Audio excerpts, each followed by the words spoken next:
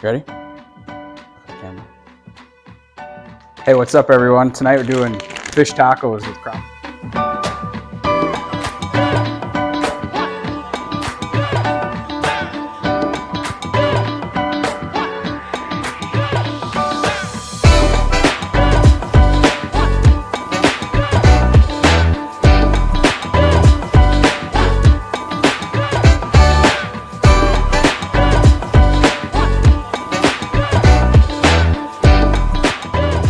Hey, what's up, everyone? Tonight we're doing fish tacos with crappie from last year.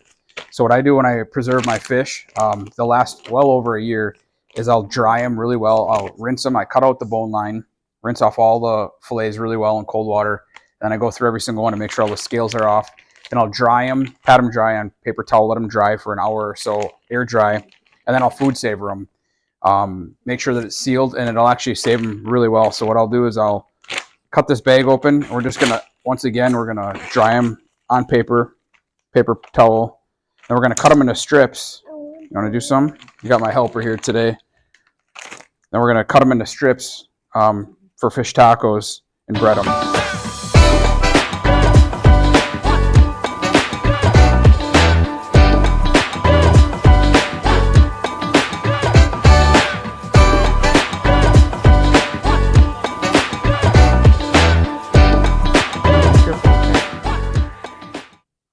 So what I'll do is I'll actually take the fillet when I cut out the bone line here. I don't like that line of bones. Make sure there's no rib bone on them, no scales, and cut them into 2 strips. Yeah, do we only need it like this part? You can cut it like right down the middle. See that line? Yeah. There you go. It's always good to have a helper. There you go. Can you peel that fillet in half now? There you go. Look at that. You did good. Do we eat this part? Yep, we eat both of those. We got to bread them first, and then we're going to air fry them. Tonight we're doing air fried tacos, and I'll show you how we do that here.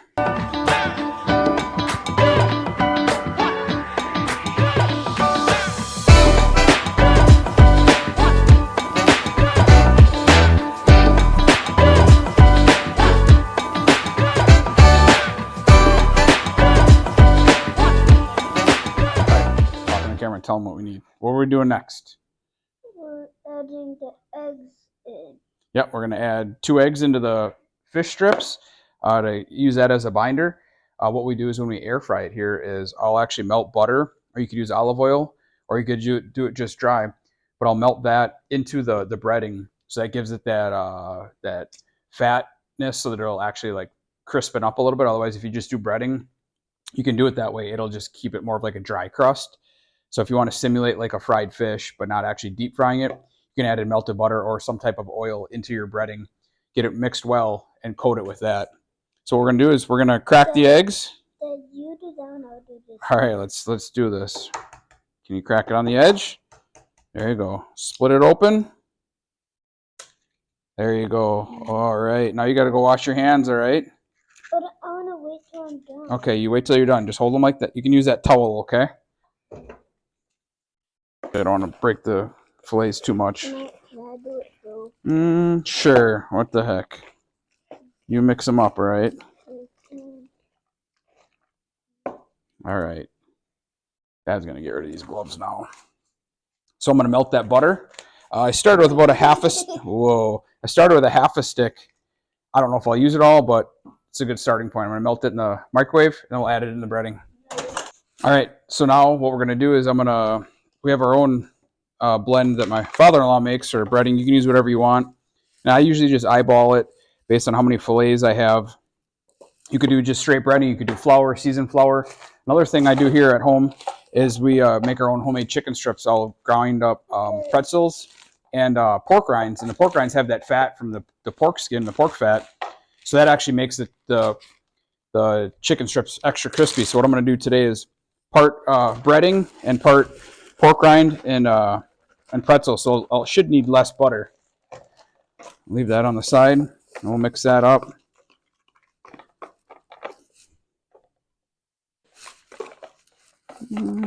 Might need a little bit more breading. Once that's mixed in, I'm going to stir in some butter. Start with about half the stick. And it's going to look kind of clumpy right away. You want to mix it consistent so it's all the crumbs have the goodness of the butter and the pork rind. Kids don't even taste the pork rind. We make them on the chicken strips and they're dynamite. Just egg dip, pork rinds, pretzels, and chicken tenderloins, and then bake them in the oven on a cookie sheet, like 400 degrees. Crispens them right up, or we'll freeze them and then put them in a bag for air frying later on quick nights. We got some fish with the eggs. Got some fish with the eggs. All right, I think this looks good. So you want to kind of dark, be able to pat it a little bit like a graham cracker crust, but not too greasy. All right, now we're going to start breading some fish. So I'm going to start with keep your one hand wet, one hand dry. You know what that means? Put a couple of fillets in there. You drop one in. All right, and I can usually, let's go one more. Put one more in there. Yep, put it in. Perfect. You usually just toss it around, but if you're in a hurry and want to get a good cover it.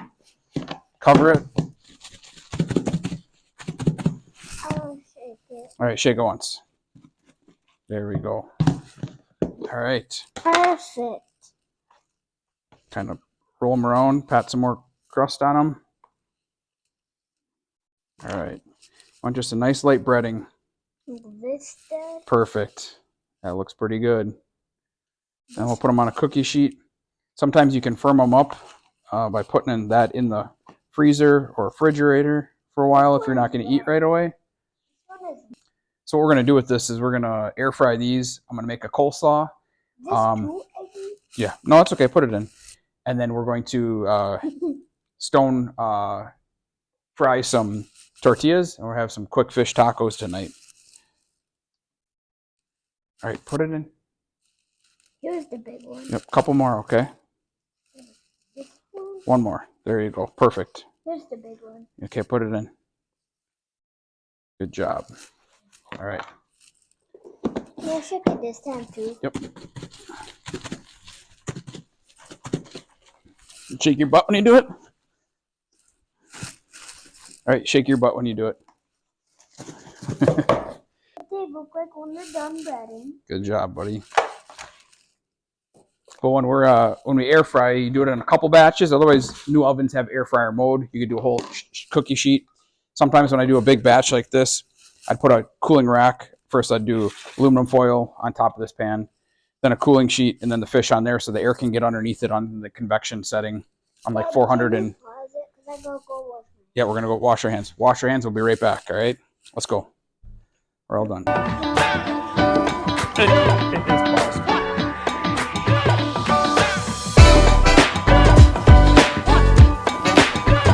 right, so next we're going to make our homemade coleslaw, and we actually combine our tartar sauce and our coleslaw into one for these tacos.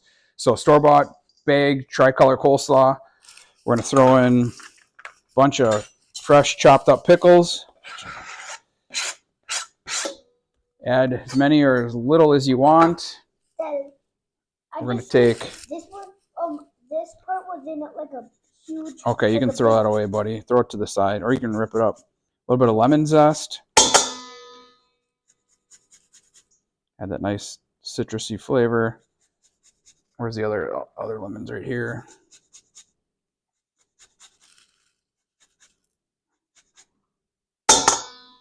And we're going to squeeze half a lemon in there. Can I do it with... Sure. Ready? Squeeze.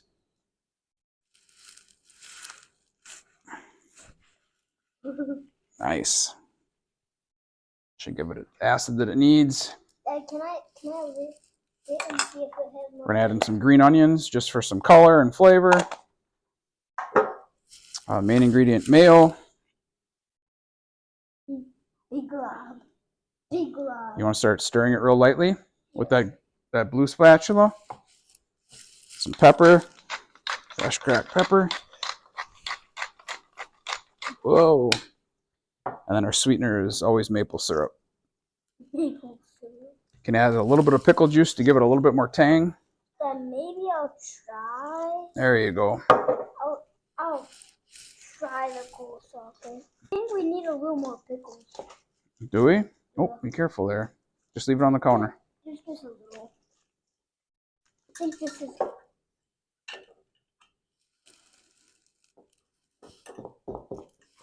More shot. Dad, can I have a pickle? Sure. Oh, a pickle on it. There you go.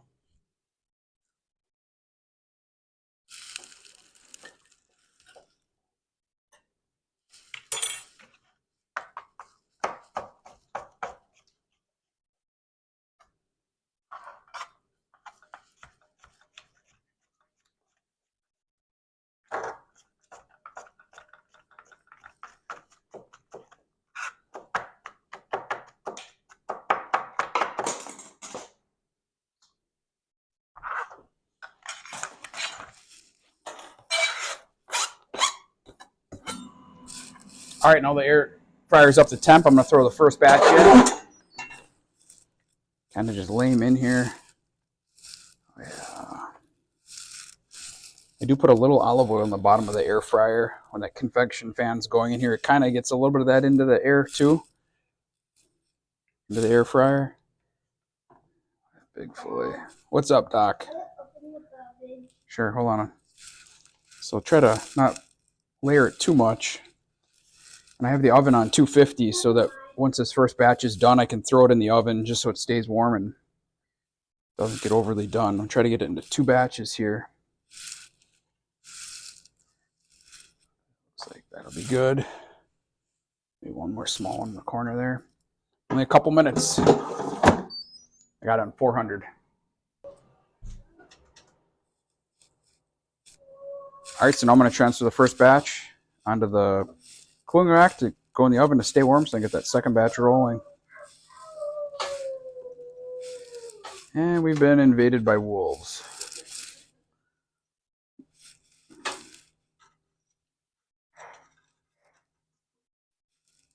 Oh, these are going to be great. Better leave one out for a taste test. Leave enough space between them. You don't want them overcooked. It can easily do. You can easily just do this with a fried fish, but we prefer air fried every once in a while. It's a nice lighter approach. You can see as it's not too greasy. Still a little crisp to it, and it'll crispen up a little bit more in the oven. But it is a little bit dry for the breading, but it'll be great. That's going to go in the oven.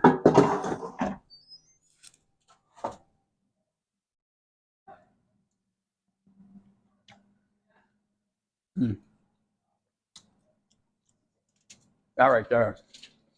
That's what we're talking about. All right, for all you taco lovers out there, if I can give you one tip, if you got a gas stove or even just a regular range, make sure you cook your tortillas. They come done. It is a game changer when you put a little char on them or some heat. Do it right on the. You gotta watch them. Keep them on low heat. I'm doing the stove, buddy.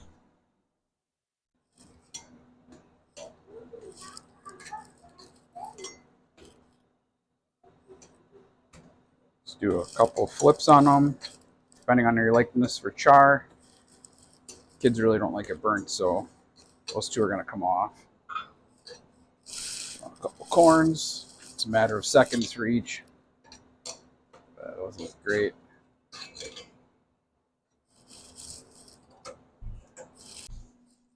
All right, kids, I'm going to load them up. They want cheese and, of course, ranch. Do about 2 pieces each for them. Cheese, ranch, and fish. Are they going to be good? Strawberry man? Yeah. All right, they're doing a hard shell and a soft shell each. A bit of ranch on top. Peyton wants hot sauce, right? Last batch just got done. You want hot sauce? Okay. Here's the ultimate test. Big Milo with a bite. How is that, buddy? Is that good? Peyton's going to go hard shell right away.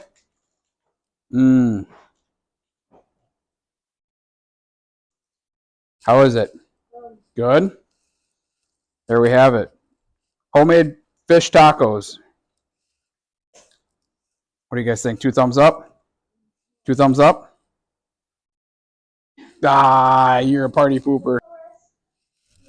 All right, so I'm gonna rock some fish. It's a big fillet there. Kids already gave it a 2 thumbs up. And our homemade coleslaw, pickle dip coleslaw, tartar sauce as we call it. Kids call it pickle dip. Oh yeah, that's gonna be great.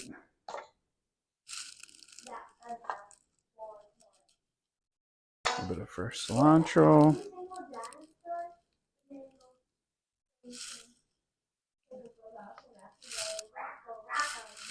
Squeeze a lemon.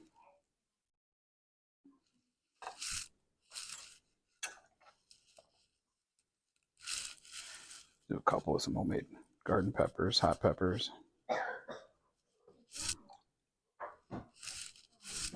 And the last one with Valentino.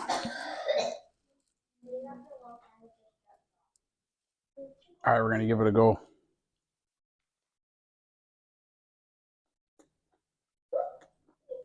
Oh. Taste the tartar sauce.